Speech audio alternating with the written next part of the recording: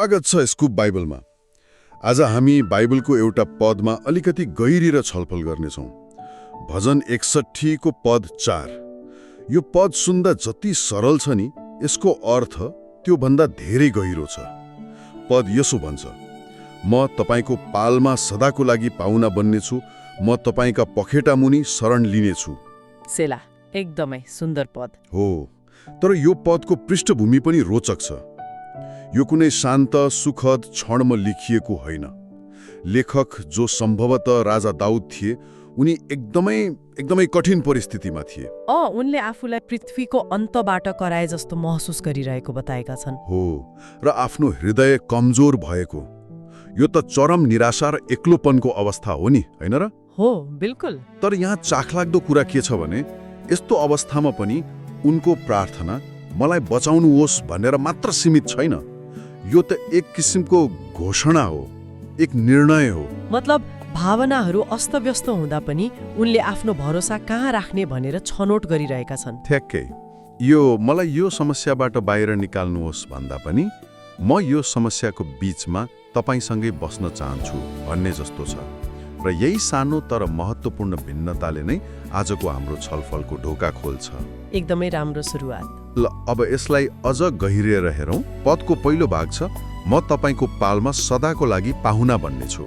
अब पाल भन्दा हाम्रो दिमागमा घुमन्ते जीवन वा अस्थायी वासस्थानको चित्र आउन सक्छ। तर यहाँ यसको अर्थ त्योभन्दा धेरै गहिरो छ, होइन र? एकदमै। यहाँ पाल शब्दले दुईवटा शक्तिशाली विचारलाई समेटेको छ। पहिलो त यसले हामीलाई सिधै इस्राएलीहरूको पवित्र वासस्थान अर्थात् टेबरनाकलको याद दिलाउँछ।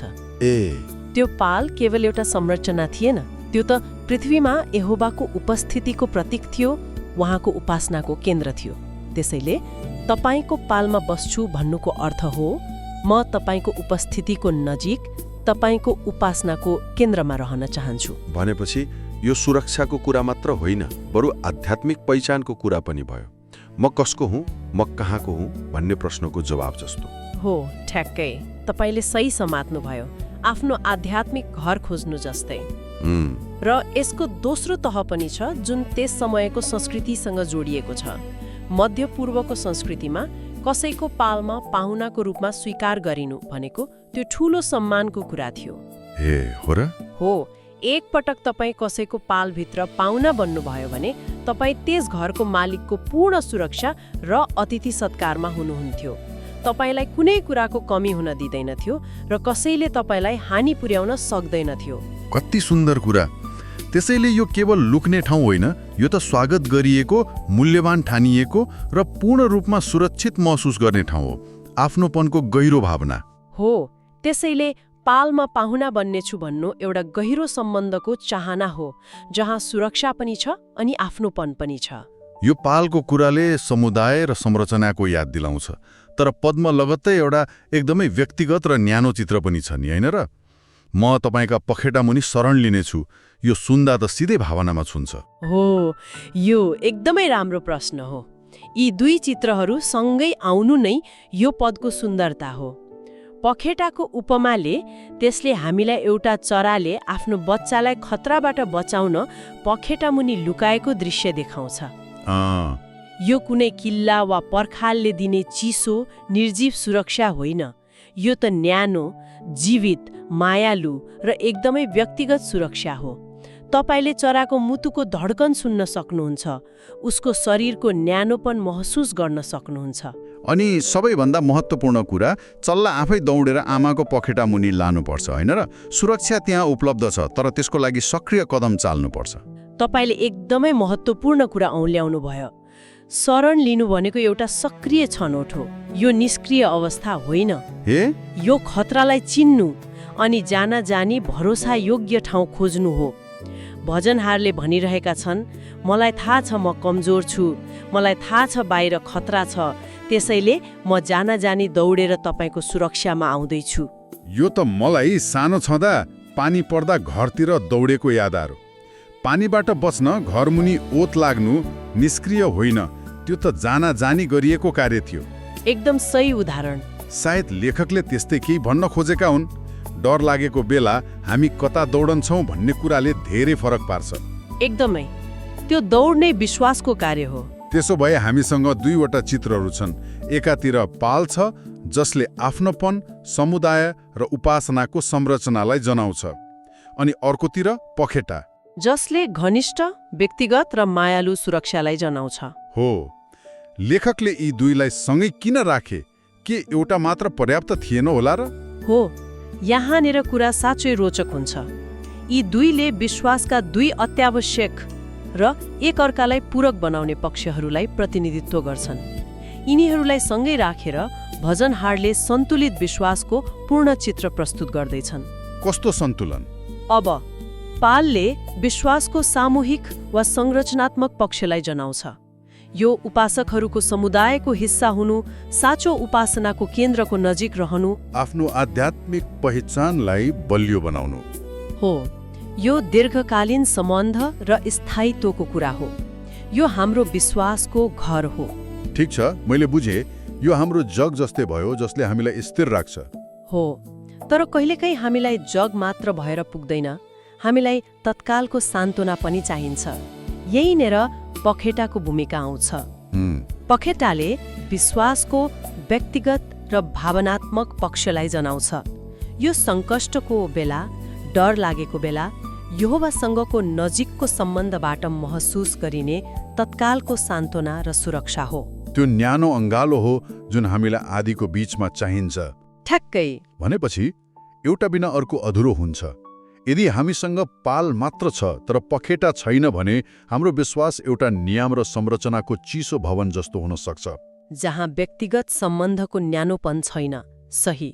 र यदि हामीसँग पखेटा मात्र छ तर पाल छैन भने हाम्रो विश्वास केवल भावनामा आधारित हुन सक्छ, जसमा कुनै जग वा स्थायित्व हुँदैन। ओ, आदि आउँदा त्यो भावना उडेर जान सक्छ। भजनहारले भन्दैछन् कि साँचो विश्वासको लागि हामीलाई आफ्नोपन दिने संरचना मतलब पाल र व्यक्तिगत सम्बन्धको न्यानोपन मतलब पखेटा दुवै चाहिन्छ। देख्छिन्, यहाँ म अलिकति अलमलिए। पदको सुरुमा सदाको लागि भन्ने शब्द छ जसले स्थायित्व र अनन्ततालाई जनाउँछ, तर त्यसपछि शरण लिनेछु भन्ने वाक्यांश आउँछ। शरण लिनु भन्ने शब्दले त बाढी, भूकम्प वा कुनै आपतकालीन अवस्था जस्तो अस्थायी खतराबाट बच्ने कुरा बुझाउँछ। हो। यी दुई कुरा, एउटा स्थायी र अर्को अस्थायी, एकै ठाउँमा कसरी मिल्छन्? यो विरोधाभासपूर्ण सुनिन्छ। यो एकदमै राम्रो अवलोकन हो, र यो विरोधाभास जस्तो देखिए पनि वास्तवमा यो एक गहिरो आध्यात्मिक सत्य हो। लेखकले यहाँ जानाजानी यी दुई विचारलाई सँगै राखेका छन्। उनले आफ्नो अस्थायी सङ्कष्टलाई एक अनन्त सम्बन्धको फराकिलो सन्दर्भमा राख्दैछन्। यसलाई अलि सरल बनाउन सकिन्छ? अवश्य। यसको तर्क यस्तो छ, म अहिले जुन समस्यामा छु त्यो अस्थायी हो। मेरो डर, मेरो चिन्ता, मेरो सङ्कष्ट यी सबै अस्थायी हुन्, तर यहोवासँगको मेरो सम्बन्ध स्थायी र अनन्त छ। त्यसैले म यो अस्थायी सङ्कष्टको सामना मेरो स्थायी सम्बन्ध भित्र रहेर गर्नेछु। वाह! भनेपछि यो यस्तो भन्नु जस्तै भयो, यो आँधी केही समयको लागि हो, तर म जुन घरभित्र छु त्यो सदाको लागि हो। हो। त्यसैले ध्यान आँधीमा होइन तर घरको मजबुतीमा केन्द्रित हुन्छ। तपाईले यसलाई सुन्दर तरिकाले प्रस्तुत गर्नुभयो। हो, यही हो। यसले ठूलो आध्यात्मिक परिपक्वता देखाउँछ। उनले सङ्कष्टलाई आफ्नो सम्बन्ध परिभाषित गर्न दिएका छैनन्, बरु उनको स्थायी सम्बन्धले सङ्कष्टलाई कसरी हेर्ने भनेर परिभाषित गरिरहेको छ। उनी समस्याको तत्काल समाधान मात्र खोजिरहेका छैनन्, बरु समस्याको बीचमा पनि बस्नको लागि सही ठाउँ रोजिरहेका छन्। त समस्यालाई हेर्ने दृष्टिकोणै बदलिदिन्छ। समस्या जतिसुकै ठूलो देखिए पनि त्यो हाम्रो स्थायी वास्तविकताको तुलनामा सानो र अस्थायी देखिन थाल्छ। हो, अनि यही दृष्टिकोणले उनलाई निराशामा डुब्नबाट बचाउँछ। त्यसो भए यो प्राचीन पदले आजको हाम्रो जीवनको लागि के अर्थ लाग्छ? हामी पालमा बस्दैनौँ, न त हामीसँग पवित्र वासस्थान नै छ। हामी यो सिद्धान्तलाई आफ्नो जीवनमा कसरी लागू गर्न सक्छौँ? सिद्धान्तहरू सधैँ सान्दर्भिक हुन्छन्, किनभने मानव अनुभव उस्तै रहन्छ। पहिलो र सबैभन्दा महत्त्वपूर्ण पाठ सायद यो हो, आधी आउनु अघि नै आफ्नो आश्रय छान्नुहोस्। यसको मतलब के हो? मतलब विश्वास र भरोसाको सम्बन्ध बनाउनको लागि जीवनमा ठूलो सङ्कट आउला भनेर प्रतीक्षा नगर्नुहोस्। जब जीवन शान्त र सहज चलिरहेको हुन्छ त्यही बेला आफ्नो आध्यात्मिक पाल बनाउनुहोस्। त्यहाँ बस्ने बानी बसाल्नुहोस्। हो, ताकि जब आधी आउँछ तपाईले आश्रय खोज्दै भौतारिनु नपरोस्, तपाईलाई पहिले नै थाहा होस् कि तपाईको घर कहाँ छ। यो आफ्नो आध्यात्मिक ठेगाना छान्न र त्यहाँ नियमित रूपमा समय बिताउनु जस्तै हो। यो त बिमा गराए जस्तै भयो।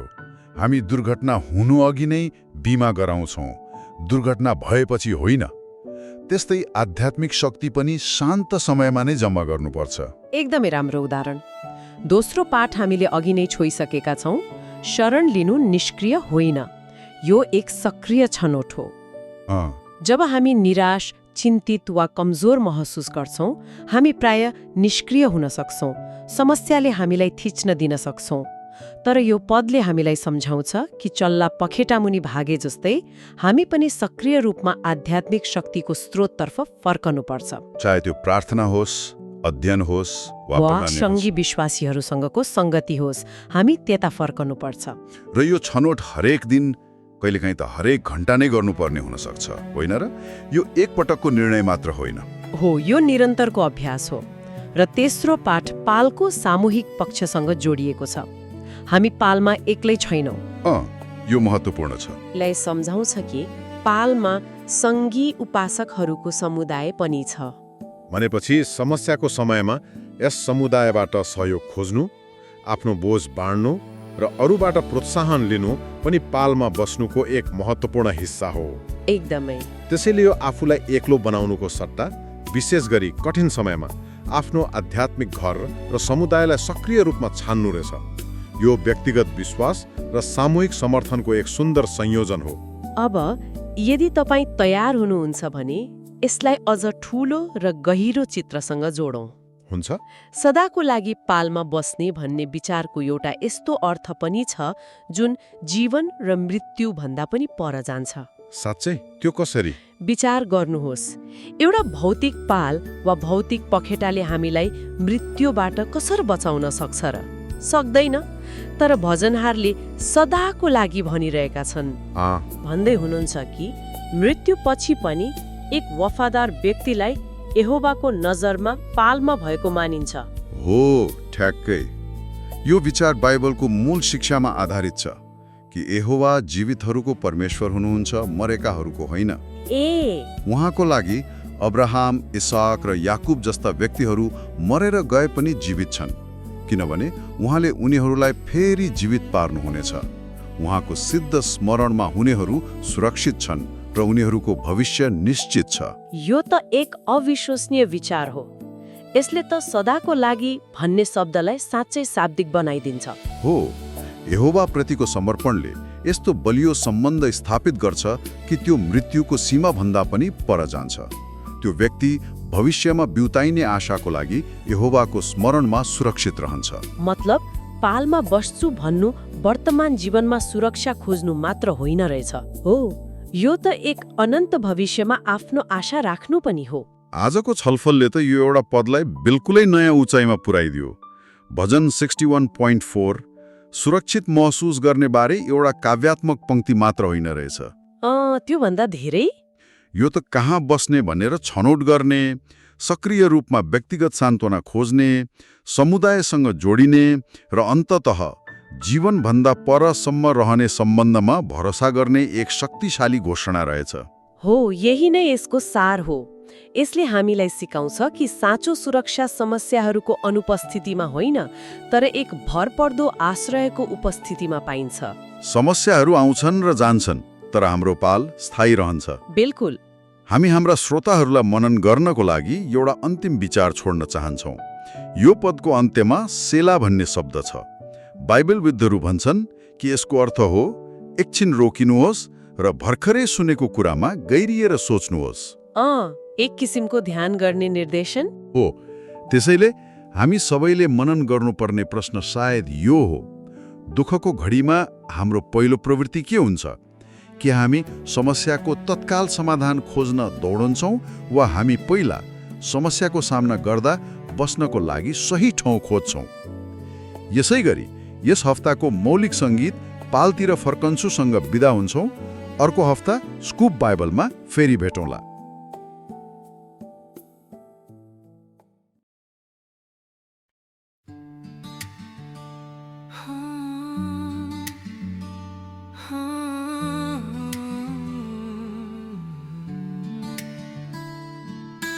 रातको हावा झन् चर्किँदा टाढा ठाउँमा म रोकिए,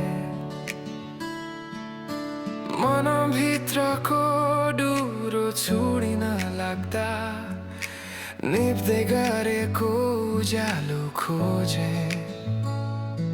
तपाईँ नजिकै छ भनेर जाने,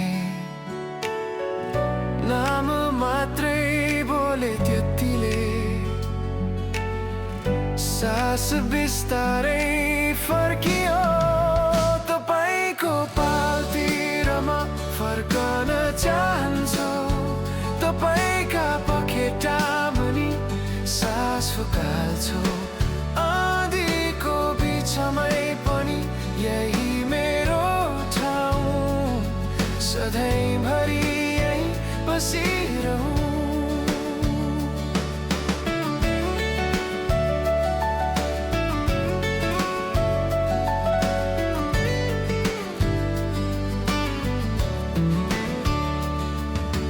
एक्लिँदै जाँदा पनि उही पालका आवाज सुन्छु, भेट्न नसक्नेहरूको नानोपन मनमै अझै बाँचेको छ। आँसुका रात अलमलका बिहान, तपाईँ टाढा हुनुहुन्न। तपाईँको पालतिर म फर्कन चाहन्छु, तपाईँका पखेटा मुनि मन फुकाल्छु। आँधीको बिचमै पनि यही मेरो ठाउँ, सधैँभरि यही बसिरहूँ। रक्षाको प्रतीक्षा होइन, नजिक जान्छु, सानो एक कदम पछाडि नहेरी। कापिर पनि ठिकै छ आज, तपाईँ मुनि फेरि उठ्छु। तपाईँको पालतिर म फर्कन चाहन्छु, तपाईँका पखेटा मुनि भोलि समाउँछु।